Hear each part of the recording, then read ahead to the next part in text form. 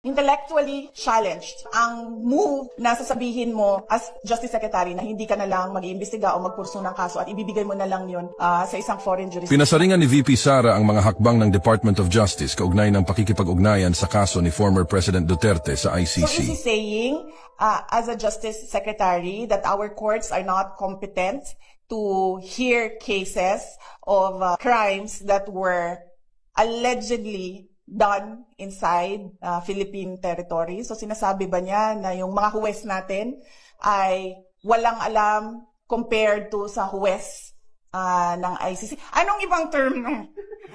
Ayoko yung stupid kasi masyado siyang, gusto ko yung maganda pakinggan, pero bobo, intellectually challenged. Yan, sa ganda yan, no? Yeah, sige. Okay, masasyad! Yan ang gusto natin.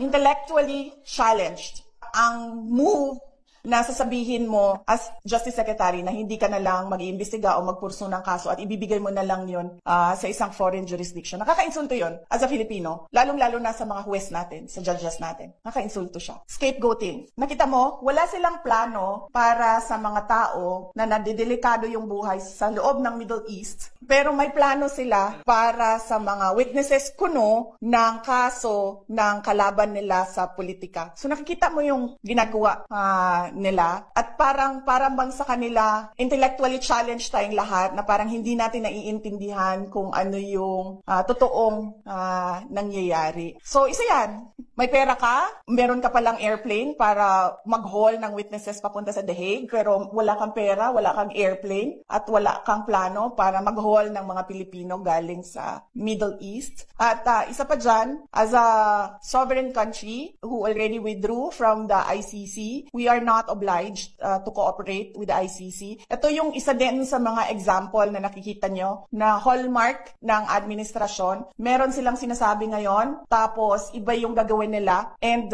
parang sinasabi nilang doon sa part na nagsinungaling sila, hindi nila ina-acknowledge na nagsisinungaling sila. And the best example niyan is magsasabi ka na 20 pesos ang kilo ng bigas. Tapos noong ikaw ay nanalo ay wala na, nakalimutan na yung 20 pesos na ang kilo ng bigas. Tapos meron kang half-hearted effort para lang sabihin na na-comply mo yung sinabi mo at promise mo, ay gagawa ka ng 20 pesos na kilo na bigas na lahat ng tao nagsasabi hindi pwede kainin. Hindi good for human consumption at hindi siya available sa lahat ng mga tao. Pili pa yung pwedeng mag-access ng unfit for human consumption na 20 pesos na kilo na bigas. So yan yung example. Yan yung example. May sasabihin sila ngayon, tapos iba yung sasabihin nila sa susunod, pero hindi sila nagsisinungaling.